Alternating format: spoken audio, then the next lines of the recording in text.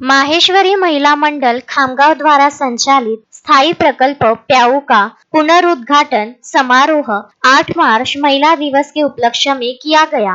कहते हैं स्वर्गीय शरद चंद्र मदन मोहन मोहता की स्मृति में स्वयंचलित प्याऊ जो कि खामगांव बस स्टैंड के प्रांगण में स्थित है, उसके पुनरुद्घाटन समारोह में मुख्य अतिथि के रूप में संजय ऑटो, बस डेपो अधिकारी तांबटकर, बस स्टैंड अधिकारी मोहिनी पाटिल, सहायक अधिकारी इलियास भैया, मुकेश भैया, पुलिसकर्मी अधिकारी राजू पनारकर, इन सबके सहयोग से तथा रतनलाल पनपालिया इनके मेहनत से माहेश्वरी महिला मंडल का यह प्याऊ निरंतर सेवा देता आ रहा है। सभी अतिथियों का स्वागत पुष्पगुच्छ तथा दुपट्टा देकर किया गया।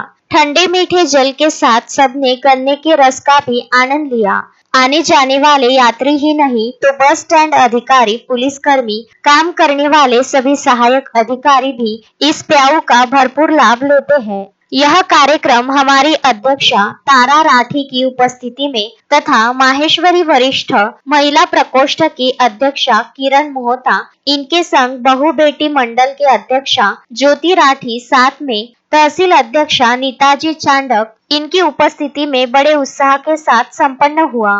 प्याऊ के उद्घाटन के रूप में सरस्वती राठी जी को आमंत्रित किया था, पर स्वास्थ्य ठीक न होने के कारण उनका प्रतिनिधित्व विजय कुमार राठी तथा सतीश राठी ने किया।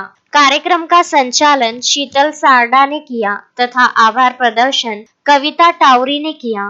कार्यक्रम में जानकी चांडक, मीनू मोहता, नीता चांडक, जयश्री गोदानी, दिशा पनपालिया, सुमन राठी, अलका भूतड़ा, उषा राठी, सारिका मोहता, कल्पना चांडक, अरुणा टाउरी, निशा चांडक, प्रीति भूतड़ा, संगीता नावंदर, राधा भैया आदि सखियां उपस्थित थी, ऐसी जानकारी पूनम चांडक ने दी है।